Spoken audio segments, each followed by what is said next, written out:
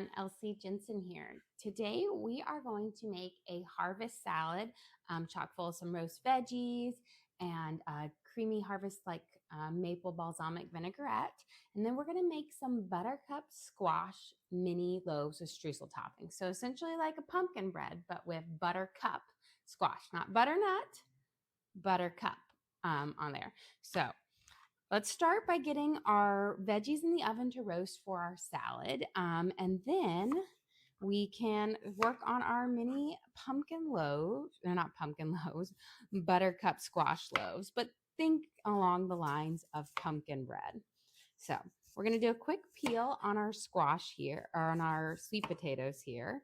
And then we'll get these roasting up with some red peppers. And then I have some purple onions. We'll do a little seasoning on them. But a really simple kind of roasted veggies that I think are going to pair really well. We're also going to add some plums and some apples into our things, as well as pumpkin seeds and walnuts. So really chock full of I feel like fall, because it's October 1st, which means it's fall. Officially fall for everybody who has to wait for October for Halloween to start. It's officially fall. Okay, let's get these guys. We're done. These are like really tiny sweet potatoes. So I was like, oh, 3 will cut it. And then we're actually going to do kind of almost like think about it like a Cobb salad in a sense, but I'm doing like a fall version of it. So I'm going to have some diced up ham, prosciutto instead of bacon, and then we're going to saute up some chicken. Okay. I'm going to cut these guys. We're going to kind of cube them up kind of small because we want them to roast up kind of quickly.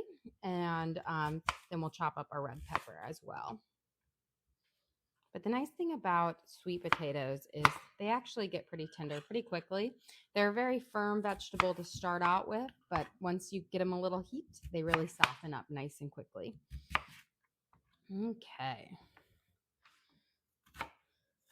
So almost think about if you were going to make I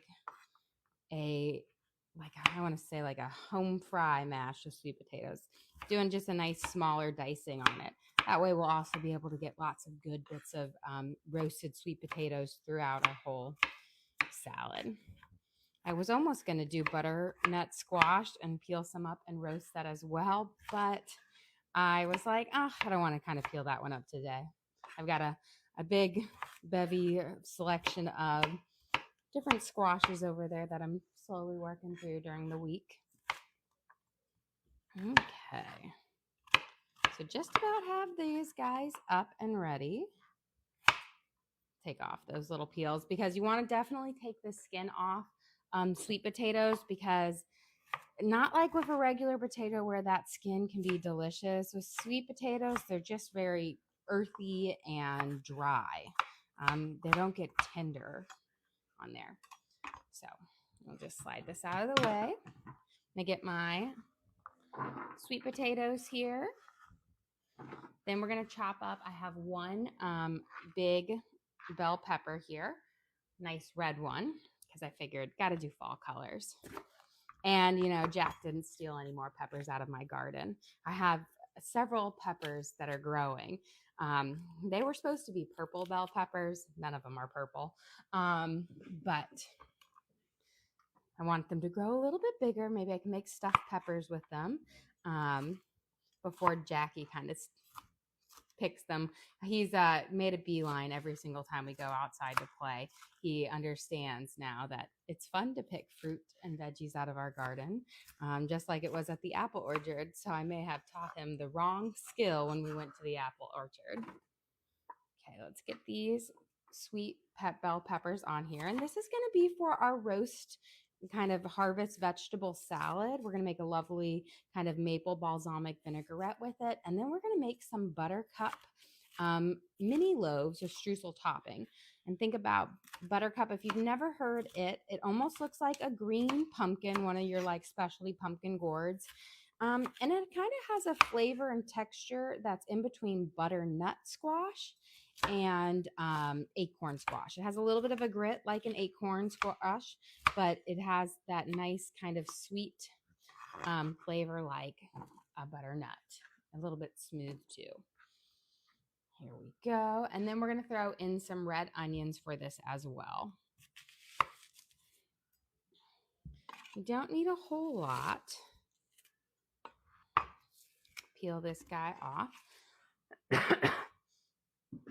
I was going to leave my red onions raw, but I feel like just a quick roast on them will do well. Okay, and I'm just going to do kind of just a good size dice on it. Now this we're going to throw on our salad, but could also be a delicious kind of roasted veggie, side if you wanted to. We're going to put about 2 tablespoons of olive oil on here because we do have a good amount of veggies here. We're going to do a little bit of onion powder, a good shake over, so like maybe a tablespoon. This is going to give it a really great savory flavor. And then we're going to use a little bit of dried oregano, a little bit of thyme, and probably about a teaspoon of each of those. And then just a little black pepper, not much, but like a half a teaspoon max, a couple good shakes.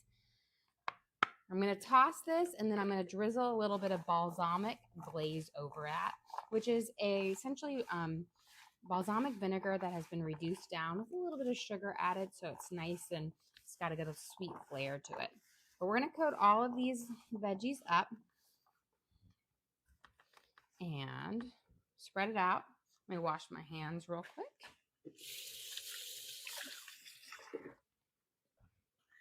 And now we're going to do a quick little sprinkle of garlic salt over the top of each one.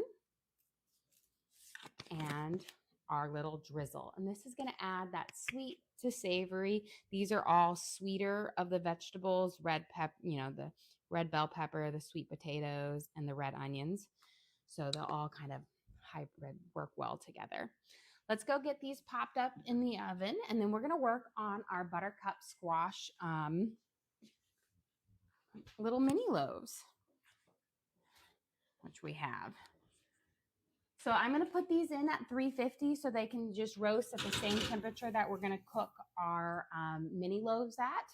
And luckily, because with getting these in now, they'll get pretty, good amount of time. With roast veggies, these are going to take like 20-25 minutes. So hopefully everything will be done right at the end when our salad is ready and when our loaves are ready to come out. So they're not ones that you have to worry about. You've got a good amount of time to go before it's overcooked. Let's start with our squash. So yesterday I made a lovely buttercup squash and leek soup, and I used half of my buttercup squash in the soup, and I roasted the other half in the oven so that I could just mash it up and use it as a great way to, in place of pumpkin for a fun squash flavor. So let's start with our wet ingredients. We're going to use a half a cup of melted butter, which is the same as 1 stick. And then we're going to scoop up 1 whole cup of buttercup puree or pumpkin puree. If you don't have, you can do this. It's just a great way to do squash instead. So when I roasted it, I then added more water back into my squash so that it wouldn't be as dry because it is not as moist as a buttercup or butternut squash. So it is a little bit drier like an acorn squash. So just making sure I get about a cup in here. Got a couple gaps, but that's okay for this. But it's going to have just very similar flavor profiles of our, of like a pumpkin on there. One of my favorite squashes to roast up and put in is kabocha because it gives it a like neon color to it. I think it's just really cool looking, which is why I love it. We're going to add in a half a cup of sourdough discard.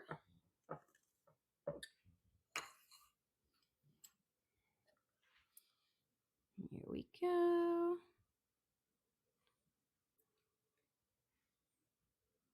all. And I'll have to feed these guys up so that we can start making some more sourdough loaves. I actually have a couple loaves prepping up in the refrigerator for us to bake up. I can bake up one tonight. I made 2 of my classic loaves because I'm going to be giving one to a friend. And then I have a pumpkin loaf that I made with a pumpkin seed kind of crust on it, which I'm excited to bake up because it'll be my first pumpkin loaf of the season of our sourdough. You have a question? Is that sourdough discard, and what could you sub for it? So that, yes, that's a half a cup of sourdough discard. And for subbing it out, honestly, the best way to kind of sub it out is to kind of make a flour and water paste. And essentially, it's probably going to be about using like a 1/3 cup of flour and a 1/3 cup of water, mixing it together, because that's essentially what our sourdough starter is just fermented flour and water. So for that, you could really just use that in place of it. Okay, let's get this mixed in here. Let me grab a spatula here. And perfect. Now I've got a nice big spoon here. And then we're going to mix in. So we've got the butter, the sourdough discard, and my Buttercup squash puree, which was really like a mash because I just used a fork to mash it up. We're going to add in 2 eggs. So 1. And 2. And then we're going to add in a nice 1.5 teaspoons of vanilla extract.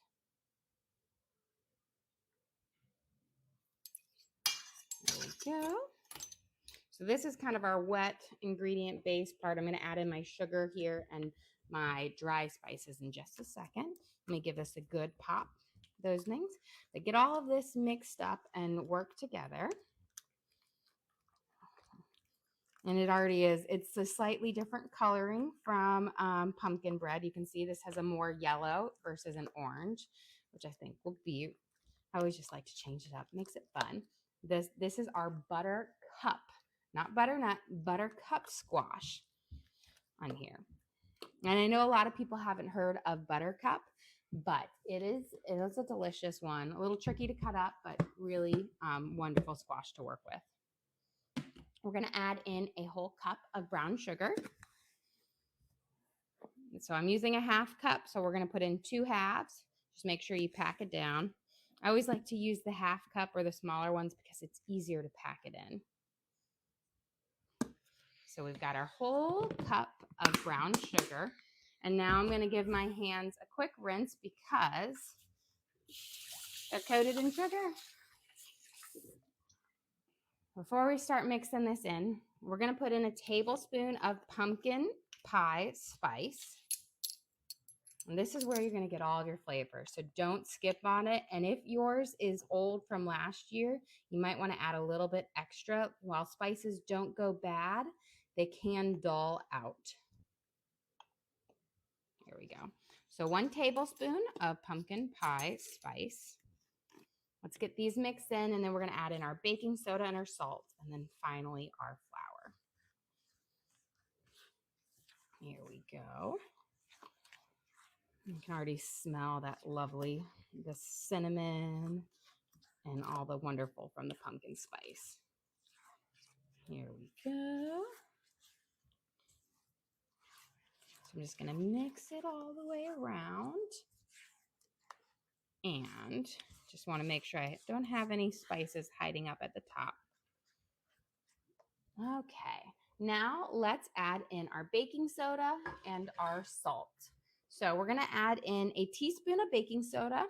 So the eggs with the baking soda are kind of our rising agent for this. So we'll add in 1 whole teaspoon. And then a 1/2 teaspoon of salt. Now, I use salted butter with mine. So if you were to use unsalted butter, I would then just add in a bit more, like 3/4 of a teaspoon or closer to 1 to make up for that missed salt. So a 1/2 teaspoon. Get these guys mixed in. then we're going to add in our flour, and our base part for our mini loaves will be ready. And then all we have to do is make the streusel topping for them. Here we go.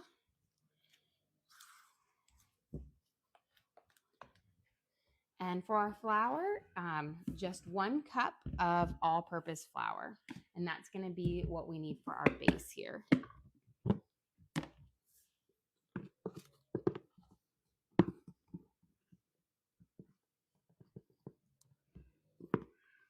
So we've got let me even this guy out, 1 cup of all-purpose flour. Now we're going to use a little bit more flour when we make our streusel topping, but let's get this guy mixed in. Be careful not to over mix this, because you don't want it to be a stiff loaf. You want it to be a nice and fluffy loaf. There we go.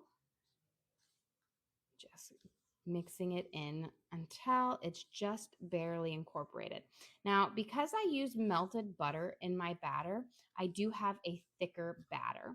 But once it gets under heat, that all thins out and everything. So it's not going to be a dense one. It's just because the butter is less viscous right now than when it's, in the oven baking up. But I do like a butter finish on my baked goods versus a oil. Okay, we're gonna make our streusel topping to go on top of this. So we're gonna use 1/4 cup of melted butter on here. So we'll get this mixed in here with 1/3 cup of brown sugar. And then we're gonna use a little bit of pumpkin pie spice and then flour. So with it being 1/3 cup, I'm just not going to fill my 1/2 cup all the way, because again, you can really give or take with this. It's not an exact science on the streusel topping. You're really just looking for the right consistency. And then we're going to put in 1/2 teaspoon of pumpkin pie spice. You could also use cinnamon for this as well if you want a little bit milder flavor. I'm going to mix these two together first before we add in our flour.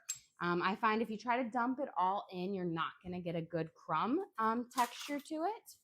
So make sure to mix these 3 ingredients together until you kind of are getting like a brown sugar, kind of almost like a paste here. There we go. So this is the base to our streusel topping, and then we're going to start with 1/2 cup of all-purpose flour, and we're going to mix it in, and we'll probably end up using a little bit more, but I always start with a little bit less and add in more, because I don't want to have it too floury of a crumb topping, nor do I want it too dense. So we'll mix it in. I haven't quite mixed in all of my 1/2 cup yet, but I want to make sure I get nice loose crumbs, but that don't look like flour. There we go. So we're getting there. Now we can get down to everything. So they're still holding together just a bit much. I'm going to probably add about 1 tablespoon or so more of our flour in here, and then we should have the perfect kind of texture to our crumb. You want it to where it holds together when you squeeze it, but then also crumbles apart fairly easy.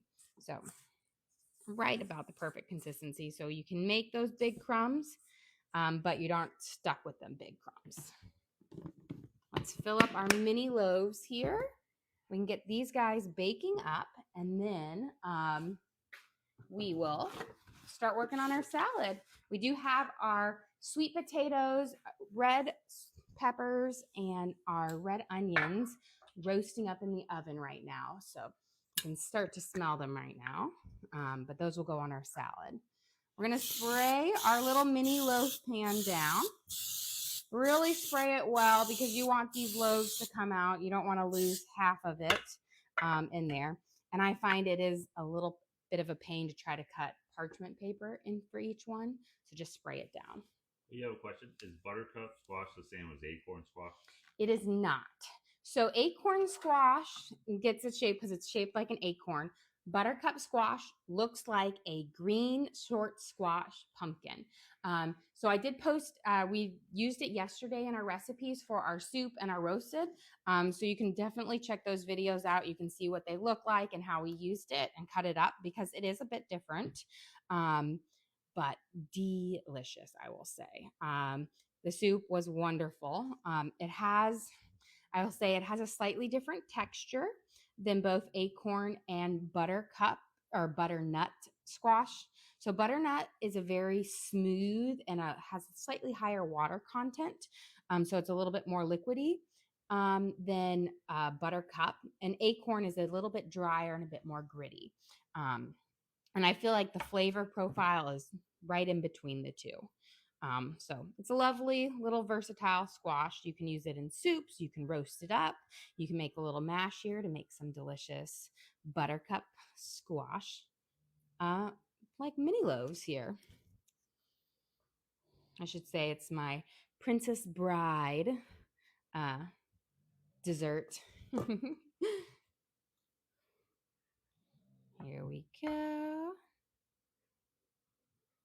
And get our last little things. I'm going to go through and even it out with my last little bit, and then we'll put our little crumb topping over. You have a question? Is that pan on your Amazon store? I believe I do have this on my Amazon storefront because I absolutely love this size on there because it just works great for like adapting recipes to it. It's a good size and it cooks up well. So I definitely have the link to this on, I'm pretty sure, on my Amazon storefront, and that link's on my page. Because, sometimes you get loaf pans and I have a variety. I have like mini loaves that are slightly bigger than this, and then they have some that are smaller, but this is a really great size, I find. Okay, let's get these all scooped out and evened out here. And I'll tag it on the replay video. Oh, yes, we'll tag it on the replay video. Yes, we kind of learning some new functions here. We're evolving. I guess you can teach an old dog new tricks. That's my husband. Okay, let me wash my hands. It's a little bit messy here. And let's get these Streusel little delicious crumbs sprinkled over. So we're just going to go over. I'm going to start with a little bit on each one, and then I will even it out. I just don't like to go super heavy, and then I get to the last one, and then I have no crumb left. If you don't use sourdough discard, how much all-purpose flour should be used? So my best bet would be, because you need a half a cup, is to probably mix together around a third cup of water with a third cup of flour, and then kind of see where that gets you to get to your half a cup, because the water will absorb some like more flour than it will. So I think that was, you don't need a half a cup and a half, but you need more than a fourth and a fourth. So you kind of got to experiment with it a little bit. Here we go. This is the delicious crumb topping. So we're going to fill these guys up all over. I was deciding whether to do like a little pumpkin, seed topping on it, but I haven't done pumpkin and streusel topping yet. And I know this isn't pumpkin, it's buttercup squash, but same flavor profile. Okay. Let's get these guys popped in our oven. And then we'll have our countdown to when lunch is ready. So these guys are going to bake at about 350 for 20 to 22 minutes. Because they have that little insulation on there from the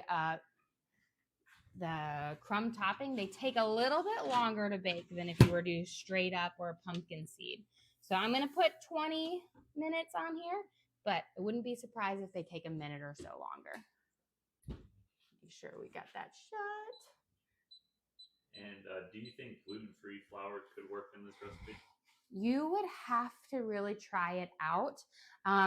They've come a long way from what gluten-free flour was years ago, and they've got pretty good blends out there that you can use for the most part. in. I feel like this would be a recipe that could be pretty successful with it because it's only about a cup on there versus like some that are a bit more heavy because that pumpkin creates a little bit of a base to it. But I have not tried it, so I'm not 100% sure. Okay, let me slide this around. Let's get our chicken kind of prepped up and sauteing for our salad, and then we're going to prep up our salad, make our dressing, and all that. So my chicken, we had like a little bit of a chicken breast left over from the other day, and I was like, oh, this will be perfect to do a salad with our ham and some other things. So I'm going to fillet this guy in half, and then we're going to slice it up and and then we'll saute it up just to have some nice little chicken bites in our salad with our ham and our prosciutto. So I always like to fillet it in half. That way I'm dealing with thinner slices of chicken that will actually cook up really nicely on the saute pan because they're not too thick, which means you'll get a good kind of sear on them. Good little crispy edge. Here we go. So I've got all those. Just want to make sure they're broken apart. And get these guys up. I'm going to do just a really simple marinade on these. So some dry spices, similar to what I put on our vegetables that we have roasting in the oven, because I don't want them, the chicken's not necessarily, it's a little added piece. It's not the star of the show here. So I don't want them to overtake some of those other flavors.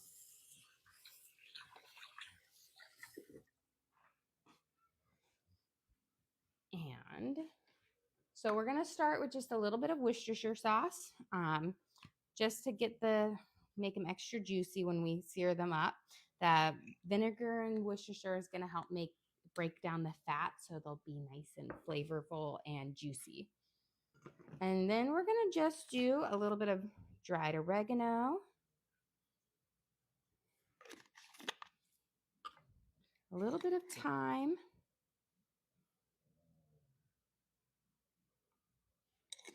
and then I have some dried basil.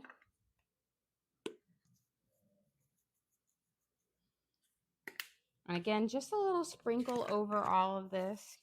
This is only about a half pound of chicken or so you don't need a whole lot. Now, it may look like a lot, but as you're cooking and it will fall off, you do want that flavor there on each bit, so it does taste delicious. And a little bit of black pepper.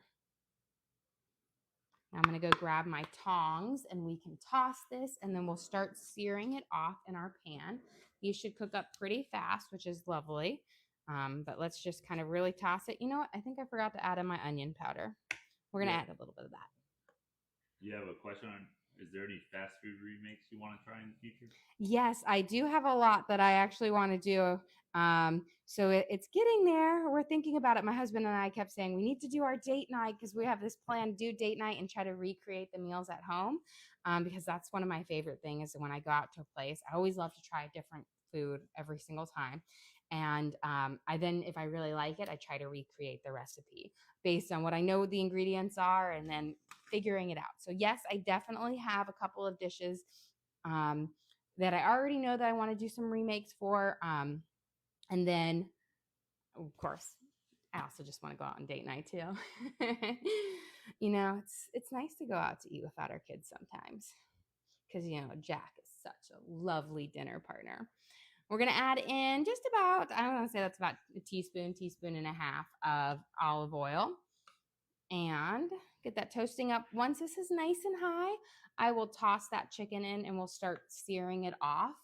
But while we're waiting for my pan to get nice and hot over here, we can start working on our salad. So I have some romaine lettuce that we're going to do. We're also going to throw in some spinach. I'm not a fan of an all spinach salad. I like, you know, a little bit of a mix because I love the crunch that romaine or iceberg give you. And I do like spinach, just not as my whole base of it. So we're going to do a little bit of a chop up on here.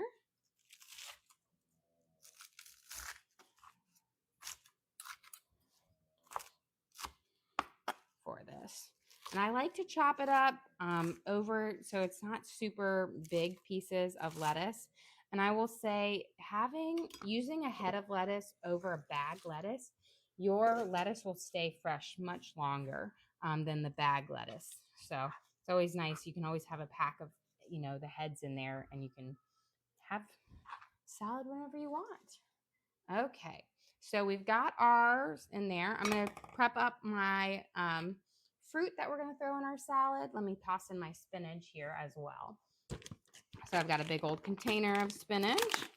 I'll do about a handful or so. Not too crazy with this, but I will say baby spinach and thing much easier. You don't have to deal with all of the triple washing it because they already do it for you on here. So let's give these two a little toss together. That way you've got the delicate leaves as well as a little bit of the crunch for it. So it's a good way to blend it in both, but you don't have to deal with it. Here we go. I'm going to add in our chicken now because it feels like it's nice and hot so we can start sauteing it off on here. There we go. And all of this should fit in here because this is just a small batch of chicken. What pan is that? This is the 10-inch hex-clad pan, which I love because it's got that non-stick on it. So it's really great for searing off. I've had mine for about 2 years now. Haven't ruined it yet, which is pretty awesome because I'm not the most delicate in the kitchen. Okay, let those sear off and saute. Let's get our fruit prepped up. This is actually one of my last apples from the apple orchard. I think I have one more after this on here. So, and then I have a plum. Let me actually I have it right over here. I already set it out. I said, I like to use my, my bigger chef knife for, like slicing and chopping it, but for decoring it, a smaller knife works so much better. And I'm going to leave this skin on in the salad because when you eat an apple fresh, the skin doesn't bother me versus when I cook my apple, I always want it to be, like sliced up and whatnot. How do you keep your apples so fresh? I keep them in the fridge. So, and I keep them in my outside fridge, which the door doesn't get opened so often. So they stay in a nice, cold, dark, constant temperature. And I keep them in like an apple crisper drawer for it. Now I happen to have like 4 full fridges in my house because we're crazy like that. So they stay really fresh that way. After we picked them from the apple orchard, I did wash them in a vinegar and water bath to help just preserve them a little bit longer. And then I made sure I thoroughly dried off each one before I put them in the fridge to store them. Okay, let's get our apples in here. And then I have a lovely plum as well. These, and then let's I think our chicken's about ready for it to flip over. Yep. There. I'm just going to flip over each piece that is sauteing up. We got this nice kind of brown little crispy edge on it, which is going to give you just a lovely amount of flavor. And that's the onion powder kind of caramelizing up as well as the high heat, which is lovely. There we go. So we'll finish cutting up our plum. This is a white plum. So if you didn't know, there's 2 types of varieties of plums. You've got, and they both look very similar on the outside. So there's a plum that is dark red on the inside, and then you've got the white plum. They're very similar in flavor in this sense. I think that the red plums are a little bit more tart than the white ones. So you have a question. So no pit with that plum? Oh, it is. It's just right here in the middle. I'm just cutting carefully around it. But it is in there. It's not as with plums. I will say the white one, let me see if I can get to it. It's not as big as, some of them. So it is, but it is tiny. Like, so it's just right there. It's like the size of almost like a cherry pit, which is nice. I got a lot of fruit. Now, sometimes you do get bigger ones in there. But this is a little bit more mild in flavor and not quite as tart, but delicious. I feel like plums are just a lovely, underrated vegetable or fruit. Okay. We've got our sauteed chicken here.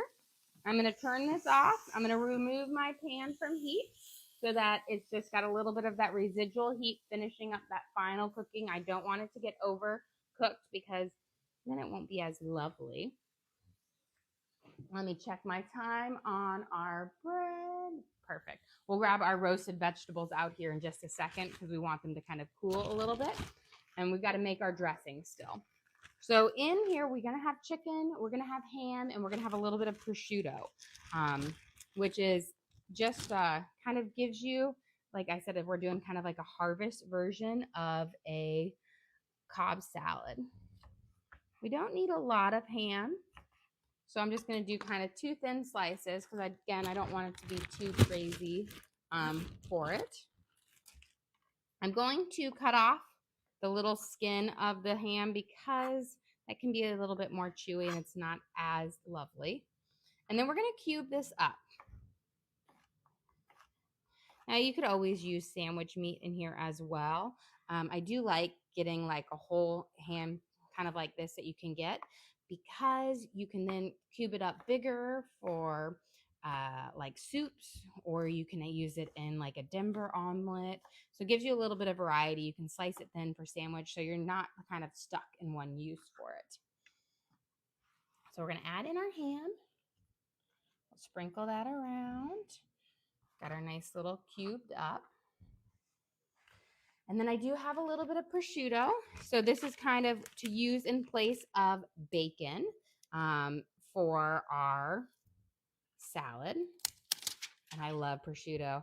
So one of my favorite things to do with prosciutto, we're just going to use 2 slices, is to have it with melon. So when I would visit my grandparents in Spain growing up, we'd always go to like a restaurant there. We always ate one meal out because my grandfather, who was an amazing cook, he did not like his kitchen in Spain. And he had these grand plans to, rebuild it. So he's like, I'm only going to cook one meal at home. We'll eat one meal out. And so we went to all these little bodegas and little restaurants. And the way you kind of work there is you kind of get this like 4 or 5 course meal. And it was like really inexpensive.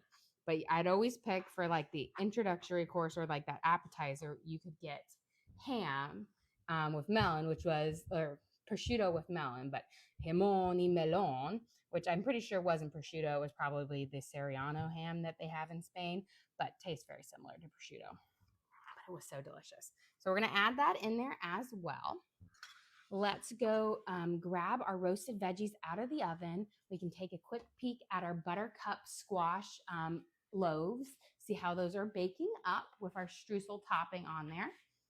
And we can get our veggies out so they have just a minute to sit because I don't want to throw them directly on while they're really hot. But look how beautiful they have roasted up. I'm going to just rotate these. There we go. But this is our sweet potatoes, red pepper, and red onions that we tossed with some olive oil, balsamic glaze, some dry herbs, and a little bit of garlic salt. We're going to let it cool for a second before we plop it on our salad, but it's going to be delicious and add just wonderful flavors. It should be nice and tender on here. Okay, and then we have our chicken, of course. Let's get our seeds and we got to make our dressing and then everything should be ready to assemble. You have a question? What's your go-to meal for busy nights? For busy nights, well, we actually just had one of those the other day where we made chicken nachos. I will say one of my really go-to is a pasta with chicken sauce. So I do that a lot, a chicken pasta or whatnot, or spaghetti and meatballs because I can get those whipped out really quickly. So I'm going to put in a handful of roasted pumpkin seeds. I said we're bringing in all the harvest fun flavors here, and then a little bit of walnuts. You could use pecans as well. This is going to give you some crunch as to it. Remember, we already have our spinach and our romaine, plums, apples, and we'll add in our roasted veggies. But let's make our vinaigrette right now. And do you know what you're making for dinner? You know what? I actually think I have an idea. I completely forgot I bought catfish 2 days ago, so we're going to have fried catfish together for dinner tonight. So I actually am planning ahead here, guys. Actually, I just realized that when I was figuring out what was for lunch, and I was like, oh, there's catfish. We need to eat that. We're going to make our maple balsamic vinaigrette. We're going to start out with about a tablespoon of maple syrup. Now, if you like even stronger notes of maple, you could definitely use more. I love maple syrup, but not when it's intoxicatingly sweet or in your face. So when it is a subtle but lovely note, that's what I'm there for. So that's why we're only going to use about a tablespoon of it in here. And then we're going to add in about 2 tablespoons of balsamic vinegar.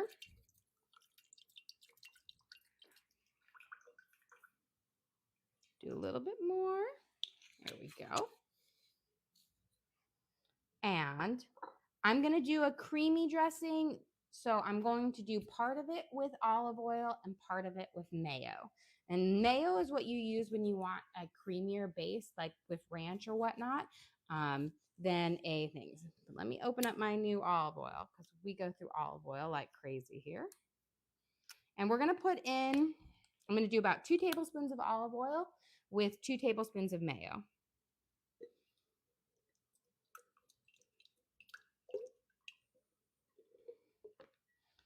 And let me grab a spoon for this. Now, if you don't have balsamic, I would say either a red wine or apple cider would be great for those nice fall kind of flavors to it. We're going to put in about 2 tablespoons of mayo, which is about a good heaping spoonful. And then we're going to add in some thyme. You could use fresh if you have it, but about a teaspoon of dried thyme. That thyme is really lovely, especially kind of has a nice fall flavor to it. And then a little bit of oregano.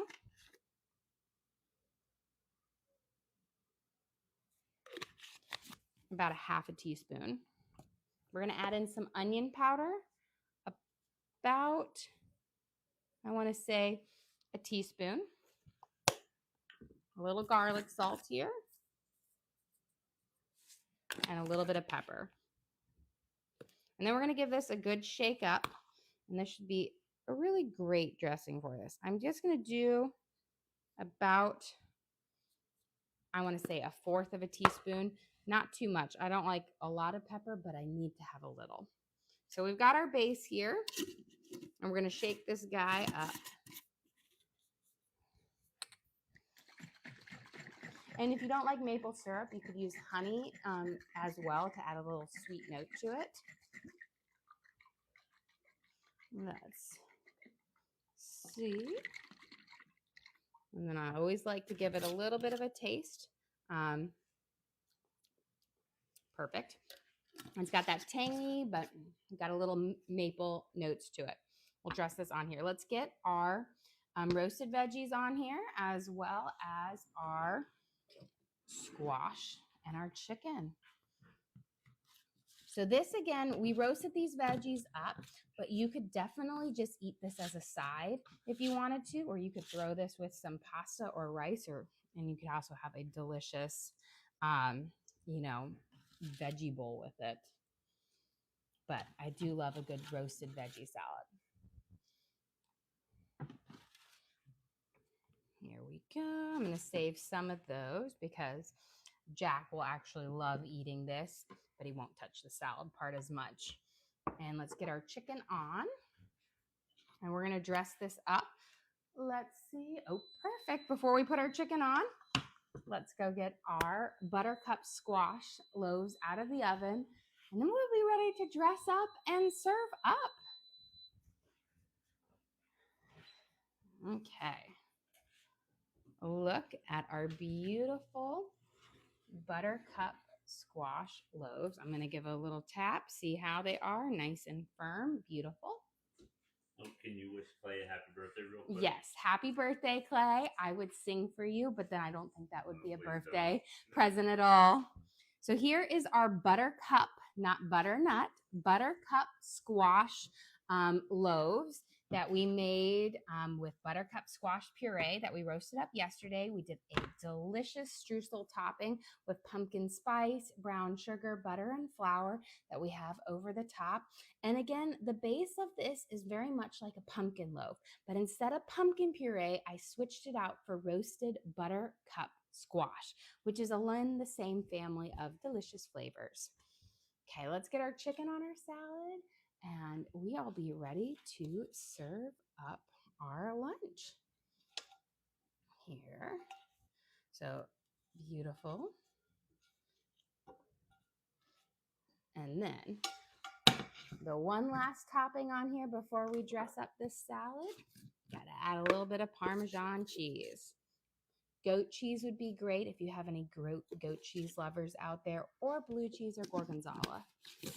But I'm alone in that in my family. None of them like it. Okay, let's take our dressing here. We're going to drizzle it over. And then we're going to toss this bad boy up. I always save a little bit so that there is, ooh, let me grab my fun tossers. I never get to use my fun tossers, guys. I've had these guys for 20 years. I bought them back in high school. That's how crazy I am. I told you I've been loving cooking for this, but here we go. So we're going to toss our salad together for this. And then we will be able to serve up our lunch. You see how that dressing actually, and we didn't even use half of it, but it just coats this up beautiful. Okay, let's serve up our lunch here. And